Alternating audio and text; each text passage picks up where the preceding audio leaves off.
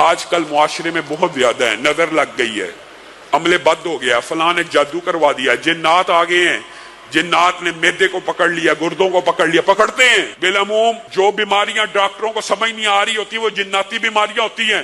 جتنا مرضی پرانا جادو ہو، یہ وہ وظیفہ ہے کہ اگر 100 مرتبہ صبح اور شام پڑھیں گے، 18 سال پرانا جادو بھی ہو چلا جائے گا۔ بات آئی ہے ضمنی طور پہ، تو میں آپ کو ایک حیران کن بات بتلاؤں۔ آیت الکرسی کا جو میں نے آپ کو وظیفہ بتایا، ایک ساتھی کو بتلایا 18 سال سے اس کے گھر میں جنات تھے جو ظاہر بھی ہو جاتے تھے کئی مرتبہ اور تنگ کرتے تھے۔ 313 مرتبہ اس نے آیت الکرسی پڑھنا شروع کی، اس کے بعد جن گھر میں داخل نہیں ہو سکا۔ اور اس کے جو اجر و ثواب اور مناقب ہے، اسی طرح یہ لا الہ الا اللہ وحدہ لا شریک لہ لہ الملک وله الحمد وهو على كل شيء قدیر۔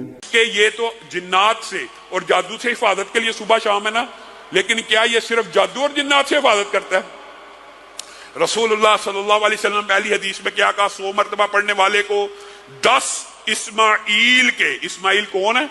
پیغمبر ہیں، جد امجد ہیں، ابراہیم کے بیٹے ہیں، جن سے اللہ رب العزت نے خانہ کعبہ کی تعمیر نو کا کام لیا، اتنا جلیل القدر پیغمبر۔ اس کی اولاد کے اگر 10 بیٹے غلام بن جائیں تو ان کو آزاد کرانے کا ثواب ہے 100 مرتبہ پڑھنے سے۔ پھر اللہ رب العزت نے اخلاص کی بنیاد پہ، بعض محدثین نے لکھا یہ اخلاص نیت کا اضافہ ہے، یا تخفیف کی بنیاد کے اوپر آسانی کی، اور کیا کہا؟ جو 10 مرتبہ پڑھتا ہے، یعنی اس کا اجر مزید بڑھا دیا۔ جو 10 مرتبہ پڑھتا ہے اس کو 4 اسماعیل کی اولاد میں سے گردنیں آزاد کرنے کا ثواب ہے۔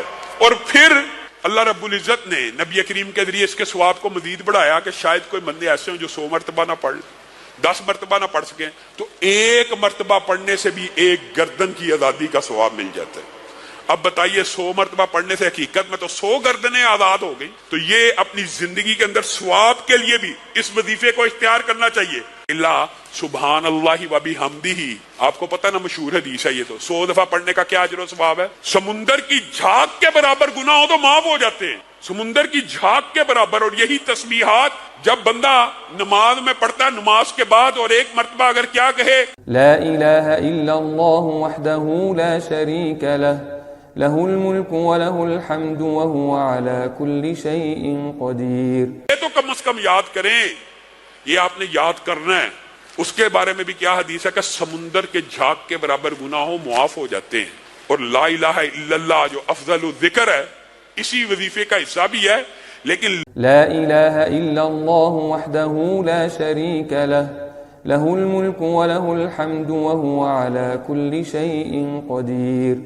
اس کے فضائل و مناقب الگ ہیں، لا الہ الا اللہ کے علاوہ بھی ہیں۔ لا الہ اکیلا، جو لا الہ اکیلا ہے نا، حضرت آدم نے کہا تھا اگر 7 زمینوں کو باندھ دیا جائے زنجیروں کے ساتھ، تو لا الہ الا اللہ کے علاوہ کوئی کلمہ نہیں جو ان زنجیروں پہ پڑا جائے تو وہ پگھل کے رہ جائیں اور ٹوٹ کے نہ رہ جائیں۔ اور طلحہ بن عبید اللہ نے حضرت عمر کو کہا تھا، میں نے رسول اللہ سے سنا تھا کہ ایک کلمہ جو موت کے غم کو دور کر دیتا ہے۔ موت کے غم کو دور کرنے کے اندر، اس غم کے اندر محدثین نے جو تشریح کی ہے ساری باتیں شامل ہیں۔ موت کے غم میں تکلیف، اذیت، دنیا چھوڑنے کا دکھ، اپنے بیوی بچوں کو چھوڑنے کا دکھ، اپنے مال پیسے کو چھوڑنے کا دکھ، ہر قسم کی تکلیف غم میں شامل ہوتی ہے۔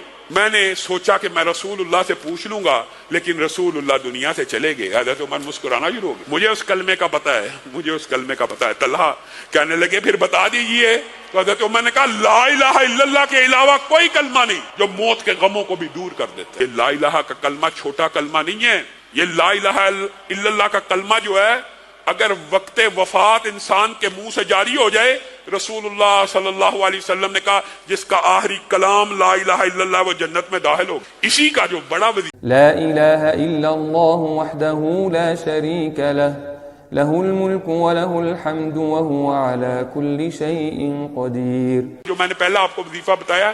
سبحان اللہ والحمد للہ ولا الہ الا اللہ واللہ اکبر ولا حول ولا قوة الا باللہ العلی العظیم۔ اللہم اغفر لی، اے اللہ مجھے بخش دے، ورحمنی، مجھ پر رحم فرما، وآفنی، مجھے سکون شانتی دے، وہدینی، مجھے ہدایت دے، ورزقنی، اور مجھے رزق دے۔ کہ کتنی مرتبہ پڑھنا روزانہ اپنی لائف کے اندر یہ روٹین بنا لیں، آپ کو میں گارنٹی دیتا ہوں یہ جمی امراض، جمی مشکلات، جمی حاجات کے اندر آپ کو فائدہ پہنچائے گا. صرف 100 مرتبہ پڑھ لیجئے. صرف 100 مرتبہ پڑھنے کے جو فضائل ہیں، موقع ملا آپ کے سامنے رکھوں گا. اکیلے اکیلے کے جو فضائل ہیں آپ حیران و ششدر رہ جائیں گے. اکیلے اکیلے کے جو فضائل ہیں 100 مرتبہ پڑھنے میں کتنا ٹائم لگتا ہے؟ آپ اپنی زبان پہ ذرا رواں کریں. اللہ کے فضل و کرم سے بعض نمازی سلام پھیرتے ہی 100 مرتبہ جب یہ تسبیحات فاطمہ پڑھتے ہیں نا، میں نے دیکھا کئی مرتبہ 1 منٹ لگتا ہے اور 1 منٹ میں انسان پڑھ کے فارغ ہو جاتا ہے، زبان پہ چڑھا ہوتا ہے. یہ آپ 100 مرتبہ پڑھیں، اس کے اجر و ثواب کو حاصل کرے گا. اور دوسرا جو وظیفہ، پھر وہی بات، جادو، جنات، ثواب، اجر، نیکیوں کا سیزن ہے، وہ 100 مرتبہ صبح اور شام پڑھنا ہے.